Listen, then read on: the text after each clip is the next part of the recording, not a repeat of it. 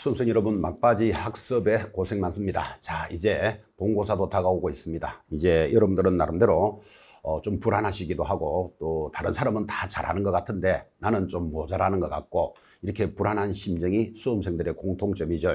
그렇지만 여러분들은 지금까지 잔잔하게 공부해 오신 여러분들은, 잘 따라오신 여러분들은 자기 눈에 잘 보이진 않지만 잔잔하게 실력이 쌓여 있을 겁니다. 자, 그래서 지금부터는 틀린 문제들만 안 틀리기, 이것만 체크하시더라도 기본 점수는 갈 겁니다. 굳이 바쁜데 이런 이야기를 한번 해볼까요? 자, 여러분, 콩나물 시루가 있습니다. 콩나물 시루, 콩나물을 키우고 있겠죠. 자, 여기 잔잔하게 콩들을 깔아놓고 있는데, 여러분 너무나 잘 아시다시피 물을 이렇게 비우면 바로 물이 쫙 빠져나갑니다. 자, 그래서 콩나물을 키울 때 물을 주니까 다 빠져나가네. 그러면 굳이 물 줄 필요 없잖아. 그러면 콩나물 안 자랍니다. 그런데 꾸준히 이어지지만 처음에는 3개 넣으면 3개 다 빠졌죠.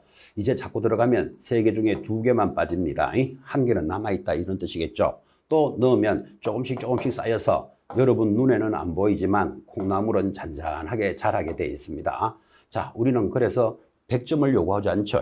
60점이 모든 과목의 합격 점수인데, 물론 우리 중개사법은 당연히 80점 고득점을 목적으로 하지만 기본적으로 60점 이상만 맞으면 되니까 사실상 40점은 틀려도 관계없다, 그런 내용이겠죠.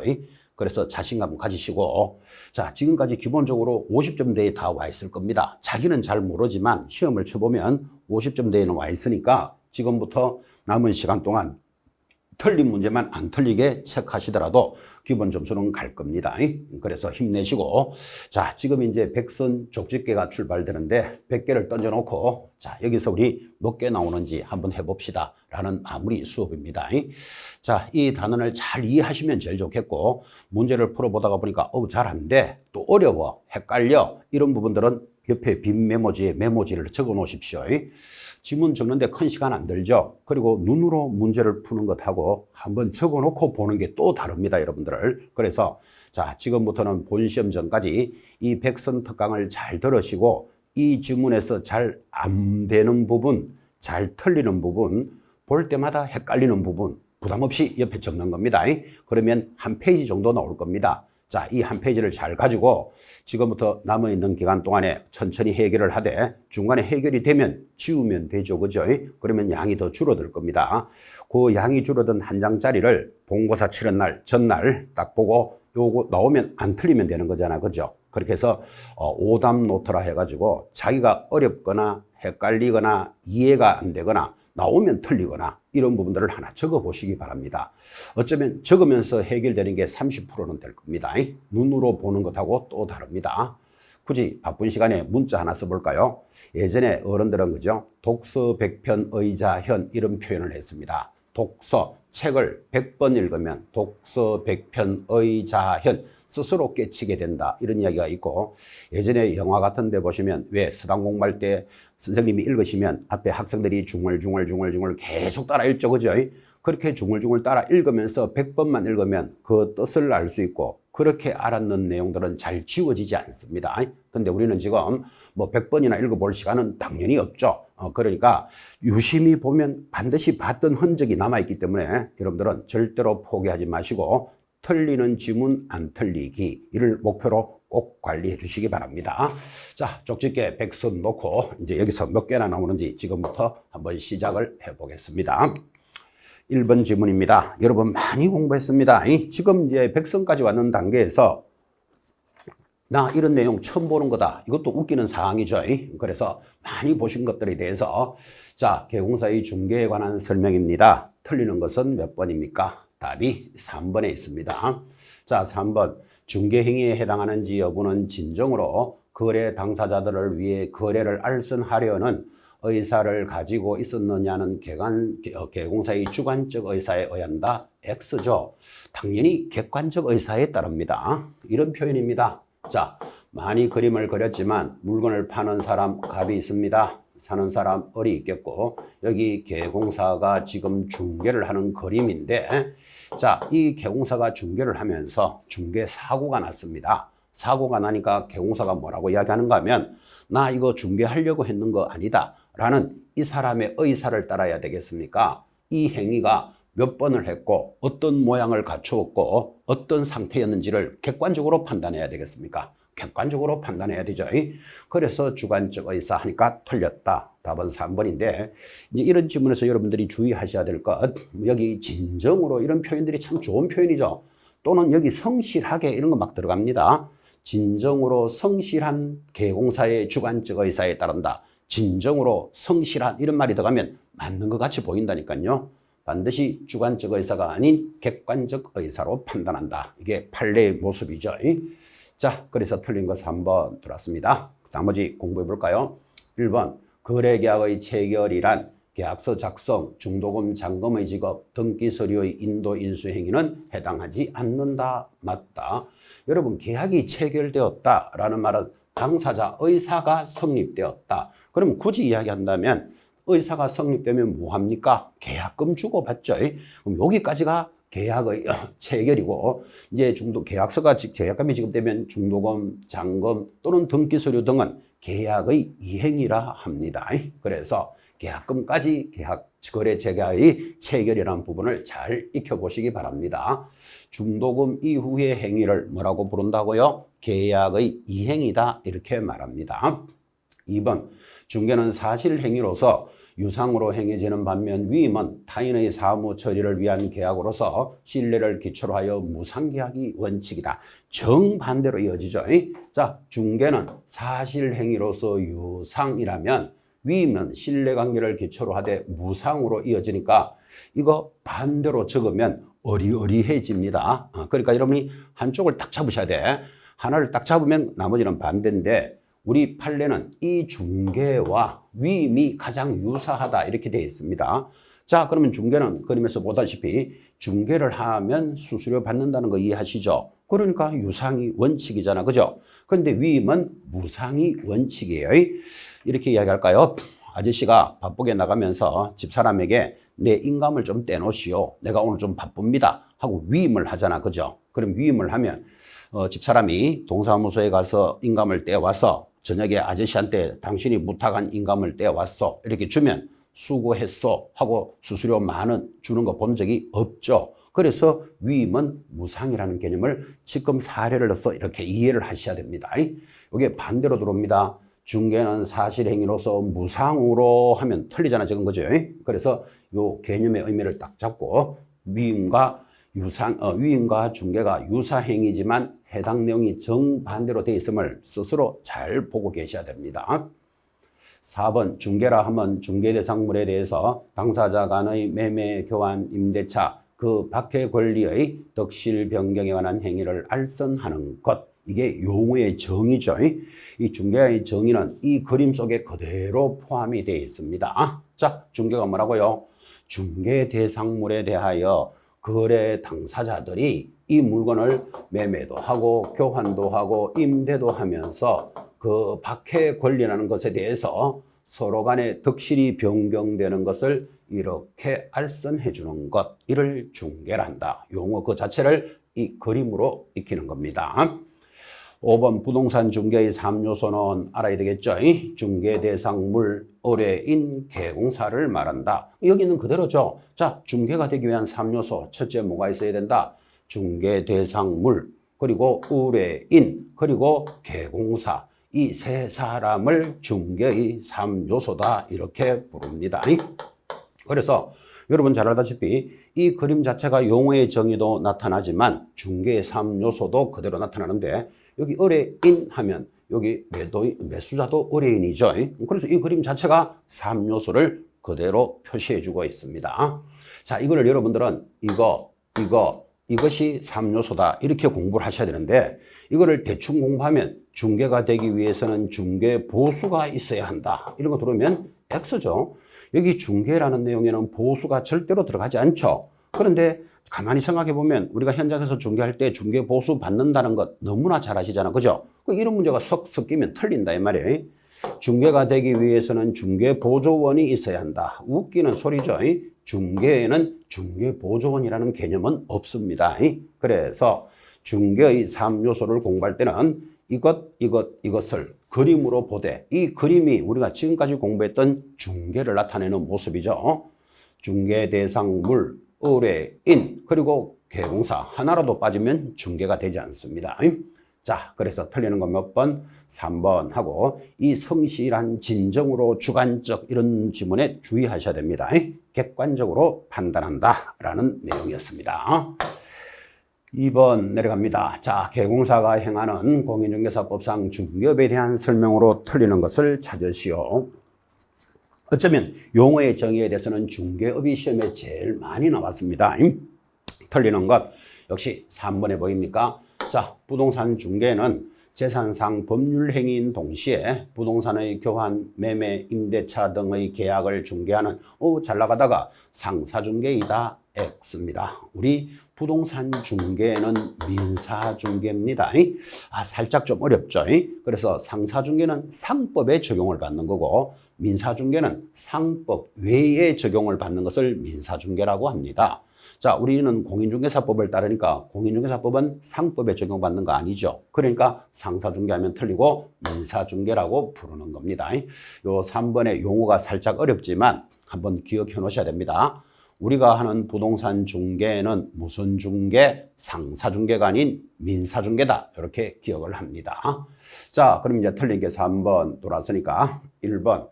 금전소비대차에 부수하여 저당권의 설정에 관한 행위의 알선을 업으로 하는 경우에도 중개업에 해당한다. 5. 자, 이 표현에서는 가장 중요한 거 금전소비대차 이런 표현 몰라도 됩니다. 저당권의 설정은 중개할 수 있다. 꼭 주의하시고 훈련도 많이 했습니다. 자, 2번 중개보수 약정을 하지 않고 거래계약을 성사시켰을 경우라도 개공사 의뢰인에게 보수를 청구할 수 있다. 맞다. 그래서 이 표현도 아주 잘 나오는 판례인데 의뢰인이 자, 우리 아파트를 5억에 팔아주세요 합니다. 자, 그러면 5억에 팔아주면 수수료가 300만 원입니다. 이렇게 약속을 하지 않았더라도 당연히 수수료 청구할 수 있다. 그래서 약정을 하지 않더라도 보수를 청구할 수 있다는 아주 유명한 판례 익히시고 4번 일반적인 중개계약은 관행상 불효식 계약이다. 그렇죠. 불효식이라는 말은 형식을 요하지 않습니다. 우리 아파트 팔아주세요 할 때 전화로 해도 되고 팩스로 해도 되고 메일로 해도 되고 가서 말로 해도 되고 또 문서로 적어도 관계는 없고 형식에 구애받지 않는 불효식 계약이다. 당연한 얘기입니다. 5번 중개보수를 받지 않고 오로지 토지만의 중개를 업으로 하는 경우 중개업에 해당한다. 자, 여기서 중요한 거 보수를 받고 오로지 토지만을 중개하는 것 중개 대상이 된다. 우리는 중개업이 되려면 불특정 다수를 대상으로 해야 되는데 물건은 특정되어줘도 됩니다. 나는 토지만 중개하겠다. 하숙집만 알선하겠다. 공장만 전문으로 매매하겠다. 이런 경우 여러분 많이 본 적 있죠. 그래서 사람은 불특정 다수여야 되지만 물건은 특정되어져도 중개에 해당합니다. 이런 개념. 그래서 보수를 받고 토지만 특정한 물건만 거래하는 것도 당연히 중개에 해당합니다. 자, 지금 2번 지문에서 틀린 건 3번인데 어쩌면 1, 2, 4, 5의 지문이 더 여러분들은 많이 만날 수도 있습니다. 5개 지문이 다 구술과 같은 지문들이고 여기에 상사중개 X, 민사중개를 하나 기억하는 문제입니다.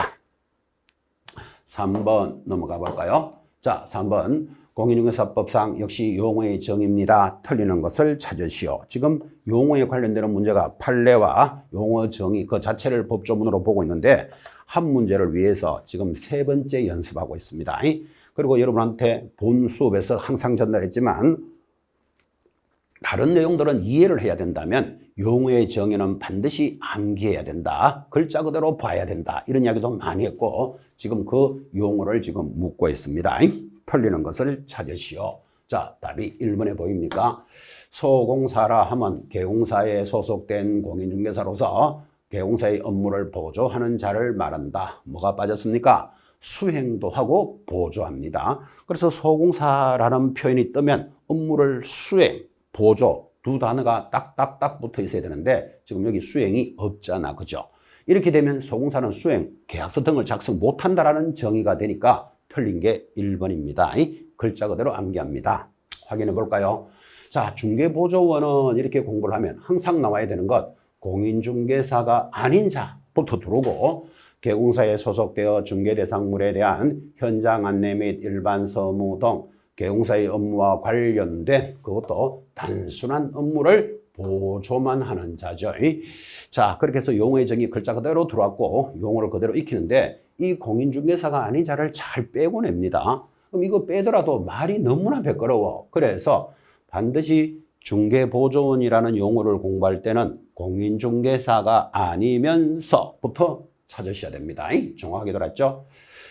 방금 공부했지만 중개라는 것은 그림 기억하십니까? 3조 규정에 대한 중개대상물에 대해서 당사자 간의 매매, 교환, 임대차, 그 밖의 권리의 덕실 변경에 관한 행위를 알선하는 것. 좀 전에 우리가 그렸던 그림 그대로죠. 중개.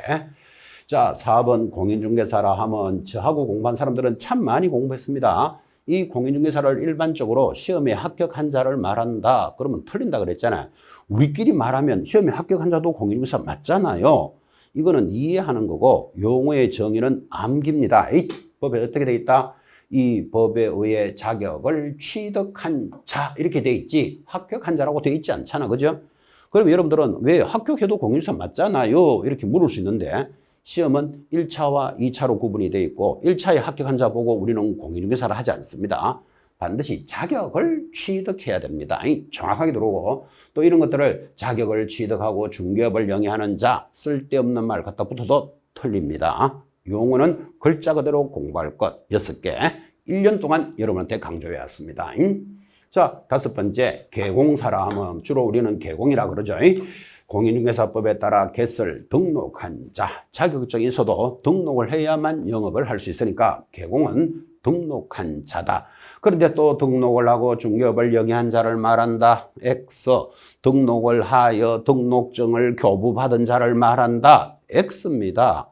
여러분 등록증을 교부받은 자 개공 맞습니다. 근데 법에는 그렇게 안 돼 있다니까 등록한 자 이렇게 해서 이 용어의 정의는 법조문 그대로 글자 그대로 토시 하나까지 그대로 보셔야 됩니다. 이를 정의라고 합니다. 여러분 정의라는 것은 A는 B다 이렇게 이제 법을 정의를 내렸는데 여러분이 B 다시도 되고 B 제로도 되고 B 비슷해도 되고 이렇게 생각하면 안 된다 이 말이에요. 그래서 다른 단어는 이해를 하고 따라가야 되는데 이 용어의 정의하면 A는 B다. 글자 그대로 익히셔야 된다라는 내용들을 전달했습니다. 용어의 정의 돌아가면서 반드시 한 문제가 출제합니다. 자, 4번 문제 보겠습니다. 또 우리 시험에서 빠질 수 없는 단원이죠. 공인중개사법상 중개대상물과 중개대상 권리에 해당되는 것을 모두 찾으시오. 자, 중개할 수 있는 게 뭐냐? 이 말이고.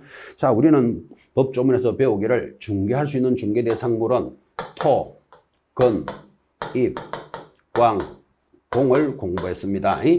토지, 건물, 임목, 광업재단, 공장재단 5가지가 법조문에 있는 물건들인데 이제부터는 토지라도 이런 토지는 되느냐 건물이라도 이런 건물이 되느냐라고 문제가 들어와 있고 여기 입광공에 관련되는 준부동산은 출제 범위가 살짝 떨어지죠. 왜 그런가 하면 지금 현장에서 중개를 했다. 그러면 거의 아파트 이런 거죠.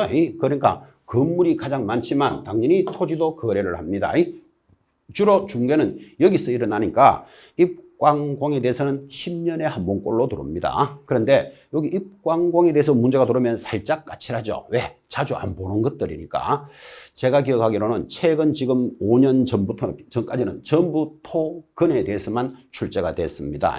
자, 그래서 이 토지 건물이 중개대상물이다. 그러면 그거는 단조롭게 주는 거고 이런 토지는 되느냐 이런 건물이 되느냐를 지금 묻고 있습니다. 자, 중개를 할 수 있는 것에 해당되는 것은 모두 몇 개인가? 공장재단 됩니까? 되지. 토, 건, 입광공의 제목 그대로 들어왔죠. 공장재단 됩니다. 그런데 광업재단이나 공장에서 분리된 토지 하면 틀리죠. 항상 재단이라는 말은 하나를 묶어서 부동산으로 보지 거기서 이렇게 분리하면 빼내면 중개대상물이 되지 않습니다. 지상권, 용익물권으로서 당연히 중개할 수 있습니다. 자, 무주부동산, 부동산이지만 무주부동산은 안 돼. 이때 무주부동산이라는 것은 주인이 없는 부동산, 주인 없는 것은 국가 겁니다. 우리는 국가 물건을 거래할 수는 없다. 이게 무주 구천동에 있는 무주가 아니고 주인 없는 부동산 국가 소유니까 중개대상물이 될 수는 없다. 선박, 살래, 팔래 중개하지 않습니다. 그런데 선박이 왜 자꾸 문제에서 만나는가 하면 이것도 등기가 되는 준부동산이기 때문에 그렇습니다. 우리는 준부동산 중에서 되는 것은 뭐밖에 없다? 입광공 세 가지만 가능하죠. 선박을 개공사가 살랍니까? 팔랍니까? 중개하지 않습니다. 분묘기지권 당연히 중개할 수 없다. 타인의 토지에 무단으로 설정했더라도 일정한 조건이 맞으면 철거하지 않는 권리를 분묘기지권이라는데 그런 권리를 네가 살래 팔래 중개할 수는 없다. 자, 가압류된 공장 됩니까? 공장 자체가 건물이잖아요. 그런데 가압류가 돼 있대 또는 가처분이 돼 있더라도 부담스럽지만 당연히 중개할 수 있는 물건에는 해당됩니다. 동그라미. 자, 여기 중요한 거 상속된 토지 중개대상물이 되죠. 토지는 되는데 상속이 돼 있는 토지 당연히 네 살래 팔래 거래할 수 있죠. 그래서 상속이라는 법률의 규정에 의한 것은 안 되지만 상속받은 토지 또는 상속된 토지는 되는 겁니다. 특허권 이런 것들을 무체재산권이라 합니다. 이 특허권을 네 살래 팔래 중개대상물에 들어가지 않습니다. 토지 일부에 대한 임대차 당연히 가능하죠. 자, 전세권, 지상권, 지역권, 토지 일부에 대해서 용익물권은 설정할 수 있습니다. 기억, 주택이 철거될 경우 공급받을 수 있는 대토권 몇 번이나 출제되지만 토지를 대신 받을 수 있는 권리 이것을 중개할 수는 없다. 그죠? 자, 그래서 되고 안 되고를 잘 익히셔야 됩니다. 그래서 되는 것 하나, 둘, 셋, 넷, 다섯 개니까 답은 3번 이렇게 갑니다. 자, 지금 토, 근, 입광공에 대해서 계속 연결이 되고 있고 이 정도의 지문들은 여러분들이 익히셔야 됩니다. 중개대상물에 대해서 보셨다면 자, 이어지는 단은 5번 공인중개사에 대한 설명입니다. 옳은 것은 자, 공인중개사법상 공인중개사에 대해서 묻고 있습니다. 옳은 것은 답부터 볼까요? 4번 공인중개사 아닌 자가 공인중개사 명칭을 사용하면 1년 이하의 징역 또는 1,000만 원 이하의 벌금에 처하게 된다. 보기보다 이거 시험에 잘 나옵니다. 그래서 공인중개사도 아니면서 나 공인중개사요 라고 명함에 박았거나 명함에 박지 않더라도 공인중개사인 것처럼 행위를 하면 1년 징역 1,000만 원 벌금. 단순하지만 보기보다 시험에 잘 나오는 단원이죠. 그래서 옳은 것으로서 4번 지문은 그대로 익히셔야 됩니다. 자, 틀린 거 수정하면서 공부해 볼까요? 1번 시험의 확정 공고는 90일 전까지 하되 자격시험 응시 자격은 1차 시험일이 속한 연도에 19세 이상인 대한민국 국민이어야 한다. XX. 그죠? 예전에 법은 이렇게 있었지만 지금은 공인중개사는 누구라도 가능합니다. 미성년자도 되고 베트남 여인도 되고 피성년 후견인, 피한정 후견인도 공인중개사는 될 수 있지만 이런 사람들이 자격증을 땄더라도 중개업은 못하죠. 그래서 그를 결격사유자라고 부릅니다. 그래서 공인중개사는 누구라도 될 수 있다. 이거 익히셔야 됩니다. 19세 이상 대한민국 국민 XX 미성년자도 되고 외국인도 가능하니까. 자, 2번 자격시험의 응시자가 개공사 등의 결격사유에 하나라도 해당되면 시험에 응시할 수 없다. 지금 당연히 틀린 소리죠. 여러분 지금 19세 미만이거나 뭐 예를 들어서 하늘 보고 한 시간씩 웃는 피한정 후견인이거나 파산자거나 이런 자들이 결격사유인데 결격사유도 시험 칠 수 있고 합격하면 자격증은 당연히 받습니다. 그래서 누구라도 될 수 있다고 했으니까 결격사유에 해당되는 자 할 수 없다. X. 3. 부정행위자는 그 시험을 무효로 하고 처분일로부터 몇 년간이죠? 5년간 응시 자격을 제한합니다. 자, 자격이 있다가 취소된 자는 3년 동안 응시할 수 없다. 근데 부정행위자는 몇 년? 처분일로부터 5년간 제한합니다. 그래서 틀렸고 5번 공인중개사 자격 취소 사유에는 공인중개사법 위반으로 벌금형을 받으면 절대적 자격 취소 사유에 해당한다. X죠. 여러분 자격 취소 사유 양대로 부정을 금하면 취소니까 금이 금고형 이상이죠. 그때 벌금형이 안 들어가잖아 여기에. 그래서 여러분 암기표 1번에도 있지만 자격 취소하면 양도하거나 대여하거나 부정하게 취득하거나 정지받은 자가 버적버적 일하거나 금고 이상의 형을 받으면 취소 사유지 벌금형은 자격 취소에는 들어가지 않습니다. 이 자격 취소 사유 100% 원래 시험에 나옵니다. 양대로 부정을 금하면 자격이 취소되는 사유. 암기표 1번에도 정확하게 들어가 있습니다. 자, 그래서 벌금형하니까 틀렸죠. 이 5번 지문 이런 문제도 가장 기초적인 문제입니다. 이거 반드시 새기셔야 되는 내용이었습니다. 자, 6번 들어갑니다. 자, 중개법인의 사무소 개설 등록 요건 중 옳은 것을 찾으시오. 여러분, 자격증이 있더라도 중개업을 하려면 등록을 해야 됩니다. 그러니까 등록의 조건에 대해서는 묻지 않을 수가 없죠. 자, 그래서 6번 등록 요건 중 옳은 것은 일단 답이 2번이죠. 자, 상법상 회사 또는 협동조합으로서 자본금이 5천만 원 이상일 것. 아주 기본적인 기준입니다. 그래서 중개법인이 등록을 하려면 상법에 있는 회사여야 돼요. 지금 우리는 중개사법을 배우고 있는데 상법에 가보니까 주식회사, 합자, 한명, 유한 책임회사라는 5개 회사가 있는데 우리가 지금 상법을 공부할 사람들은 아니니까 거기에 있는 회사. 근데 대체적으로 주식회사를 제일 많이 선택하죠. 어쨌든 상법에 있는 회사 또는 협동조합으로서 자본금이 5천만 원 이상일 것. 이게 첫 번째 기준입니다. 틀린 거 수정해 볼까요? 중개사무소 확보 계획을 수립할 것. 이런 거 조심하셔야 돼요. 우리 법에서는 중개사무소를 만들 것 이렇게 돼 있지 계획만 잡고 있으면 안 됩니다. 이건 기출된 지문이니까 조심하셔야 됩니다. 사무소를 확보할 것. 그죠? 3번 법인의 임원 사원 전원은 연수교육이 아니고 무슨 교육 받아야 됩니까? 실무교육을 이수할 것. 그래서 중개업을 하고자 하는 자는 모두 실무교육을 받아야 됩니다.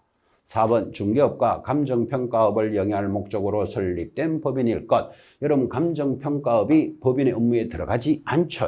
그래서 틀렸고 임원 또는 사원의 2분의 1 이상은 공인중개사일 것. 2분의 1이 아니고 얼마죠? 임원의 3분의 1은 뭘로? 공인중개사로 둘 것. 이렇게 돼 있지 2분의 1이 아닙니다.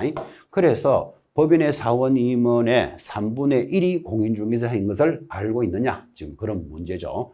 이 6번 질문은 단조롭지만 등록의 기준에 대해서는 매년 출제합니다. 자기 것으로 딱 소화시켜서 익혀 놓으셔야 됩니다. 또 지금까지 꾸준히 우리 이 과정을 따라오신 분들은 당연히 이런 문제는 체크합니다. 법인의 등록 기준 5가지 시험에 잘 들어옵니다. 자, 7번 가볼까요? 중개사법상 역시 등록에 관한 내용입니다. 틀리는 것은 등록을 해야 중개업을 할 수 있으니까 이 등록에 관련되는 문제를 묻지 않을 수 없고 또 등록에 관련되는 내용으로 출발을 하는데 틀리는 것 답부터 볼까요? 5번이죠. 업무 정지를 받은 개공사, 업무 정지 기간 중에 당해 중개업을 폐업하고 다시 개설 등록을 신청할 수 있다 때문에 X다. 그죠? 너무나 단조롭지만 여러분 이렇잖아요. A라는 여러분이 중개 업무를 하고 있습니다. 하다가 1월 1일부터 5월 1일까지 업무 정지 받았습니다. 왜 정지 받았을까요? 5개월 동안 업무 정지, 뭔가 위반을 했으니까 정지를 받았겠죠. 자, 내가 위반을 했지만 5개월의 업무 정지 탁 들어오면 열받습니다. 그래서 바로 열받은 그 다음날 나 폐업할 거야. 자, 묻습니다. 업무 정지를 받은 자 폐업할 수 있다 없다? 있다. 폐업하는 건 내 자유죠. 자, 폐업을 하고 나는 자격증이 있는 사람이니까 다른 데 가서 등록할 거야. 이거는 안 된다. 지금 이야기죠. 그래서 폐업을 했더라도 그 업무 정지 기간 동안에는 뭐다? 결격 사유죠. 상식적인 이야기입니다, 이거. 자, 그런데 이것을 응용하면 이렇게도 나올 수 있겠죠. A라는 경우사가 업무 정지를 받고 바로 폐업하여 업무 정지 기간이 경과되고 다시 등록을 하였다. 이건 된다, 안 된다? 당연히 됩니다. 이 개념도 스스로 잘 보셔야 돼요. 우리 공인중개사 자격을 가지고 있는 자는 중개업을 하다가 언제든지 폐업해도 되고 언제든지 다시 등록해도 되고 또 폐업해도 되고 언제든지 가능하죠. 이 개념도 잘 익혀주는 시간입니다. 5번 지문이 표준 지문이고 요거를 살짝 응용해서 정지받은 자 폐업을 하고 업무 정지기간이 경과되면 등록할 수 있다. 이런 것도 의미 있게 봐주시기 바랍니다. 자, 그럼 틀린 게 돌았으니까 나머지는 맞습니까? 1. 중개사무소 개설 등록을 할 수 있는 자의 기준에 관해서는 대통령령으로 정한다. 5예요. 자, 조금 어렵죠? 이게 국토교통부령으로 정한다. 이래 들어오면 이게 맞을까? 틀릴까? 이렇게 어려워지는데 지금 어차피 7번 문제에서는 답은 딱 돌았어. 5번으로 단순하게. 그죠? 그럼 나머지는 다 맞는데 여러분 항상 이렇게 기억합니다. 기준은 대통령이 정하는구나. 물론 아닌 것도 있습니다. 뭐 자격정지나 업무정지 기준은 국토교통부의 영인데 그까지 가면 복잡하고, 자 여기서 기준은 높은 사람 대통령이 정한다 생각하시고, 이 대통령령으로 정한다, 국토교통부령으로 정한다는 지금까지 정답으로 처리하지 않았습니다.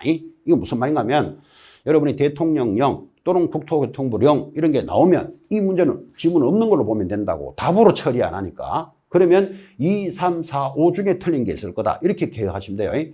대통령령, 국토교통부령이 들어가는 지문을 답으로 처리하지 않았습니다. 그러면 아마 큰 게 해결될 걸요. 지금은 답이 5번이다 이렇게 들어오니까 그래 대통령령 이러고 쉽게 따라가는 것 같지만 저게 문제로 들어오면 막상 간지럽다니까요. 그런데 지금까지 기준은 대통령령으로 정한다, 국토교통부령으로 정한다는 정답으로 처리하지 않았습니다. 그러면 정답이 아니니까 1번을 일단 딱 빼놓고 옳은 거 틀린 것을 찾으시면 된다 그 말이에요.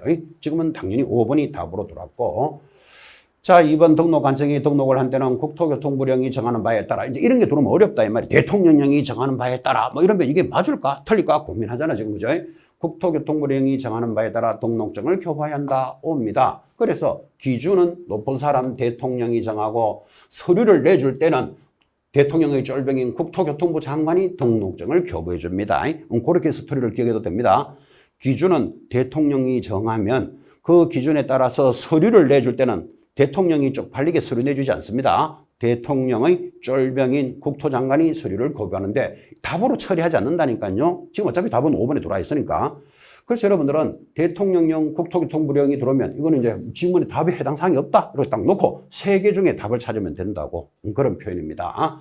자 3번 개공사는 교부받은 등록증을 잊어버리거나 못 쓰게 되면 당연히 국토교통부령이 정하는 바에 따라 등록관청에 제기합니다. 서류는 전부 대통령의 쫄병인 국토장관이 정한다 이렇게 생각하시고, 벌써 3개를 빼놓고 나머지 2개 중에서 틀린 걸 찾아라 이렇게 해석해도 된다 이 말이에요. 4번 중개업을 영위하고자 하는 자, 사무소를 두고자 하는 지역을 관할하는 시장, 군수, 구청장, 우리는 이것을 뭐라 그럽니까? 등록관청에 등록을 하여야 한다. 아주 중요한 등록관청의 내용이죠. 자, 그러니까 틀린 거 몇 번? 5번. 5번 틀린 거 설명했죠. 업무 정지를 받은 자 바로 폐업할 수는 있지만 폐업을 해놓고 다른 데 가서 등록할 수는 없다. 지극히 상식적인 질문이었습니다. 지금 7번 문제는 답이 5번입니다 라고 전달하지만 여러분한테는 많은 내용을 익혔습니다.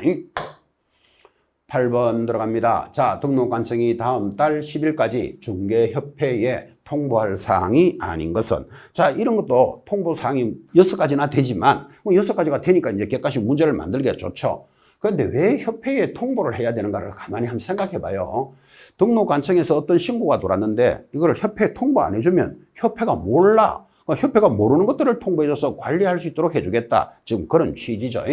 자, 분사무소 설치 신고하면 통보합니다. 사무소를 예를 들어서 서울에서 하다가 수원으로 이전했다. 그럼 수원으로 이전하면 협회는 모르잖아. 누가 어디로 갔는지, 그죠? 이전사항 통보합니다. 누가 휴업했다, 폐업했다 통보해 줍니다. 5번 개공사에 대한 등록 취소나 업무 정지를 내렸다.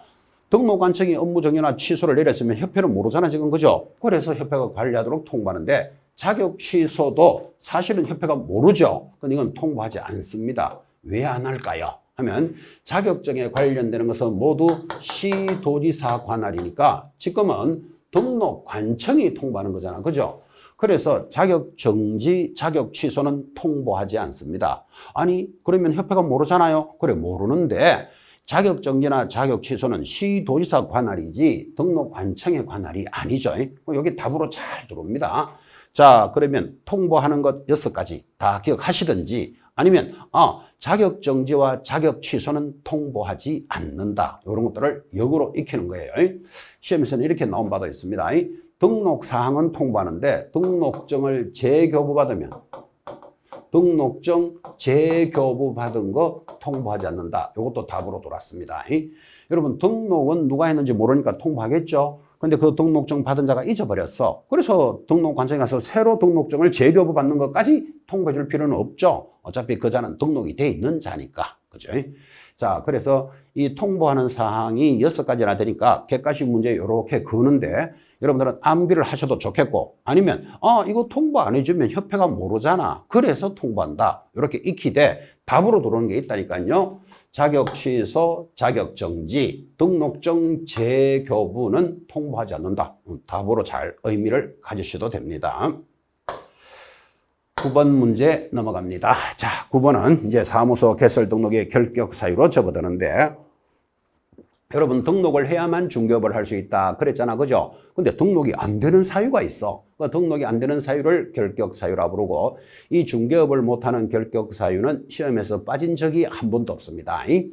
가장 많이 나오는 방법, 결격 사유 제목을 아십니까? 요거 초급 수준 문제죠. 중급은 결격 사유를 알았으면 어떻게 해야 벗어날 수 있습니까? 벗어나야 중개업을 하니까. 세 번째, 고급 수준은 이 결격 사유가 우리 중개사법 전체에 어떤 영향을 미칩니까?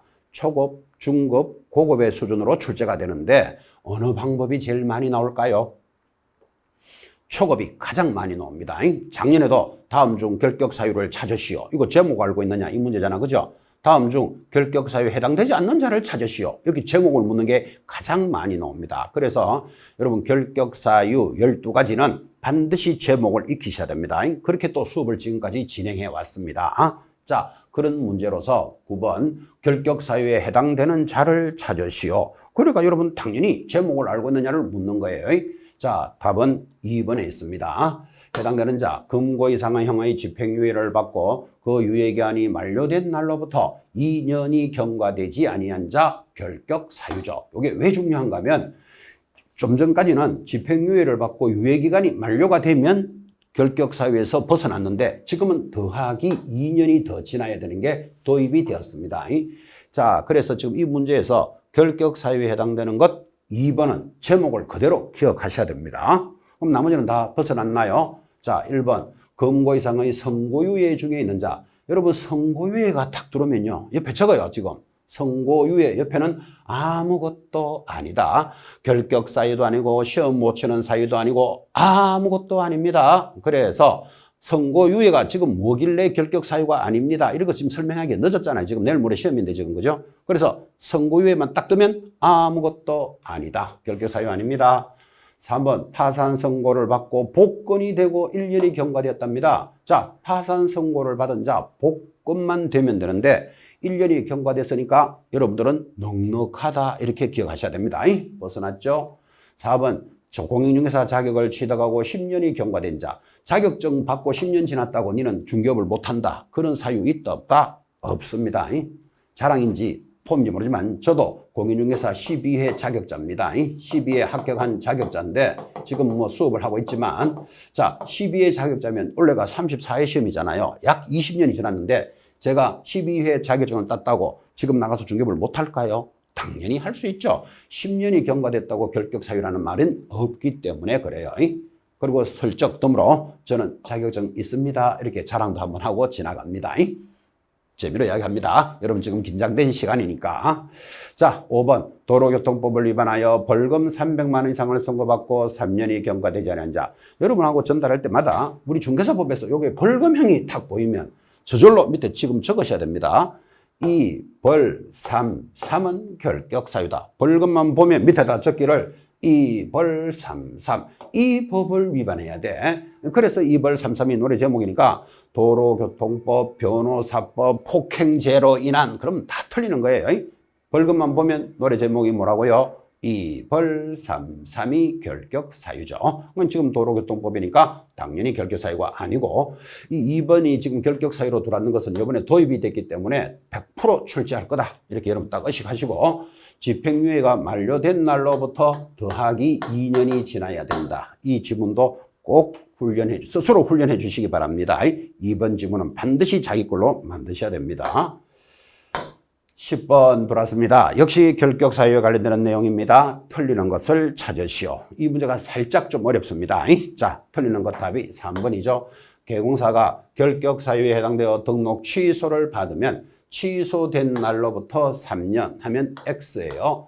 여러분 결격 사유는 결격 사유가 벗어나야 돼. 예를 들어서 개공사가 중개업을 하다가 파산 선고를 받았습니다. 그럼 파산자는 결격 사유죠. 자, 그럼 파산자가 탁 되면 한 달 뒤에 이제 취소가 될 거예요. 파산자가 됐다고 내일 취소 이건 없어요. 왜 그럼 등록관청에서 그거 확인도 해봐야 되고 그거 잘못됐는지 이런 거 확인하는 시간이 한 달쯤 간다니까요. 자, 그래서 내가 오늘 파산 선고를 탁 받으면 결격 사유가 되었죠. 이 사유로 인해서 한 달 뒤에 등록이 취소가 되는데, 자, 이렇게 취소가 되면 나는 언제부터 중개업을 할 수 있느냐? 취소된 날이 아니고 복권만 되면 영업할 수 있는 거예요. 파산자가 벗어나는 방법은 복권이 되어야 되니까 복권은 1년 만에 될 수도 있고 5년 만에 될 수도 있고 10년 만에 될 수도 있잖아요. 그래서 그때 결격 사유로 취소를 받은 자는 3년을 적용하지 않습니다. 근데 취소된 날로부터 3년이 결격해야 한다 하니까 틀렸다 이 말이에요. 그래서 결격 사유로 취소된 자는 결격 사유가 벗어나야 됩니다. 자, 그래서 틀린 것 3번이고 나머지 1. 중개보조원이 결격 사유에 해당되면 개공사가 얼마? 2개월 내로 그 사유를 해소하지 않으면 업무 정지에 해당될 것이다. 중개보조원이 결격 사유면 2달 내로 해고해야 된다 이런 뜻이고 해고 안 하면 업무 정지예요. 2번 공인중개사법이 아닌 다른 법을 위반하여 벌금형만 나오면 여러분 뭐였죠? 2. 벌 3.3이니까 선고받으면 결격 사유에 해당한다. 연다. 맞다. 벌금은 이 법을 위반해야 돼. 공인중개사법이 아닌 이렇게 출발하죠.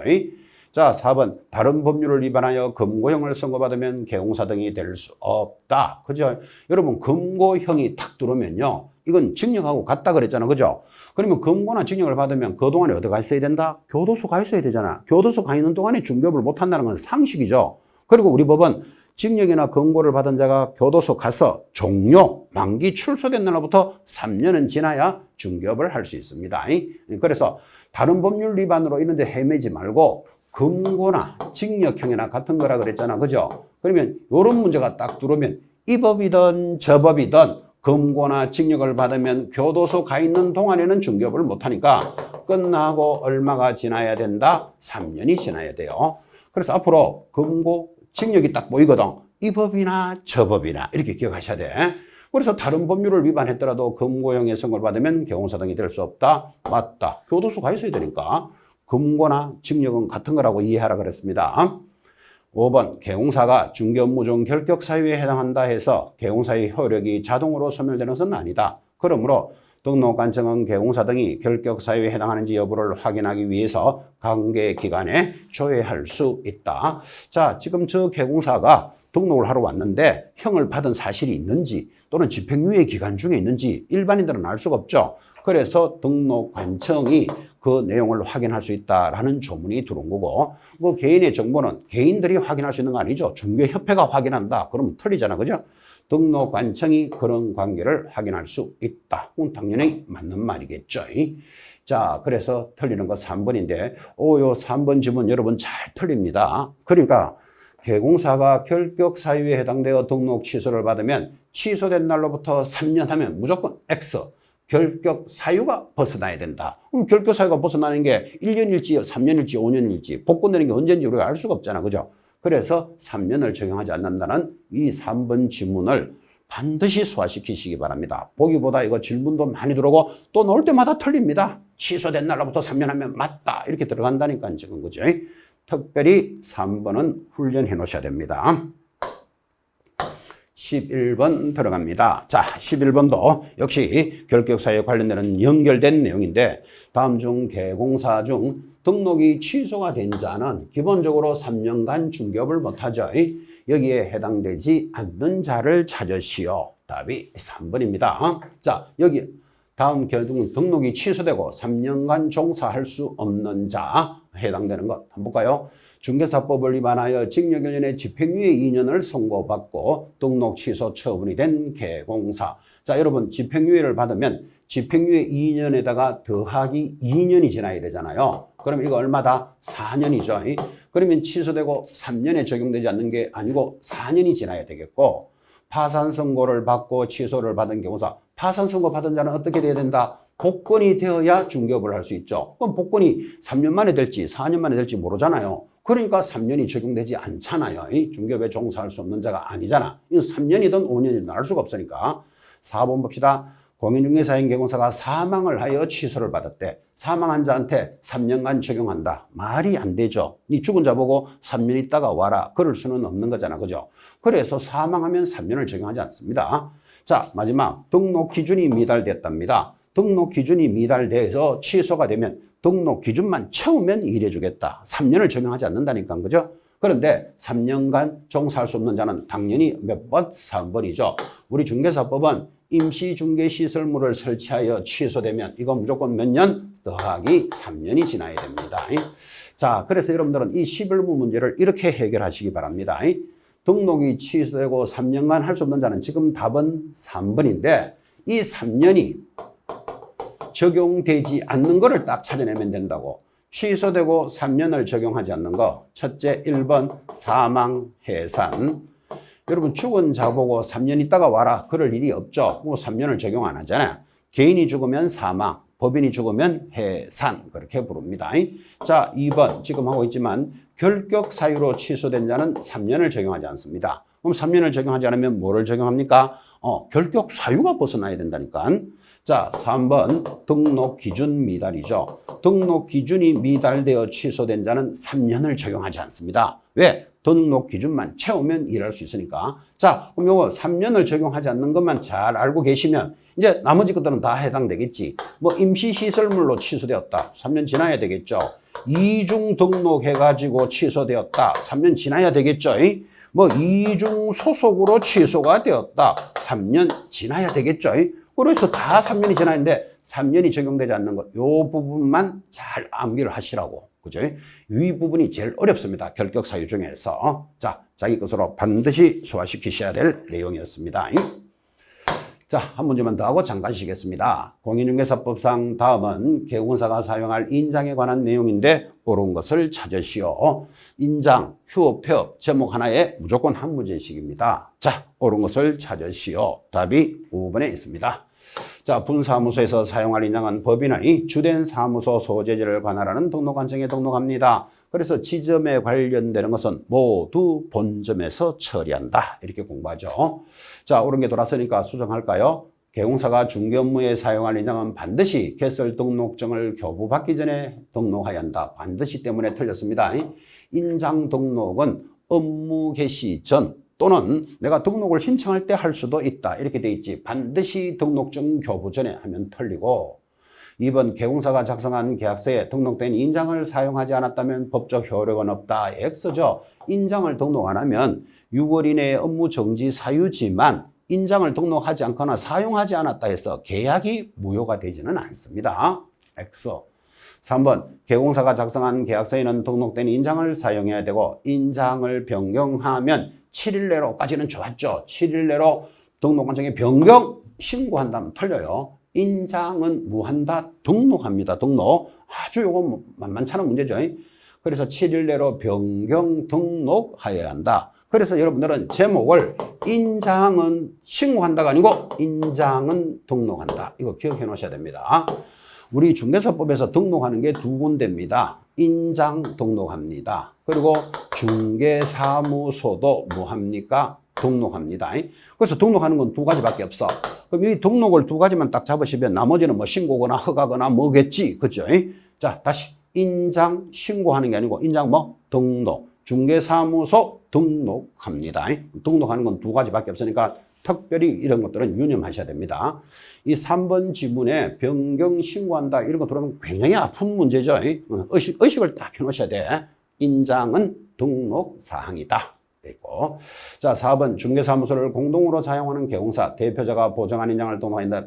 공동사무소인 대표자가 없다니까요. 인장 등록은 모두 각각 등록합니다. 그래서 옳은 것은 5번. 이제 12번 정도가 인장 등록에 관련되는 가장 까칠하게 만들어진 문제죠. 자, 하나 더 공부할 건데 10분 쉬었다가 진행을 하도록 하겠습니다.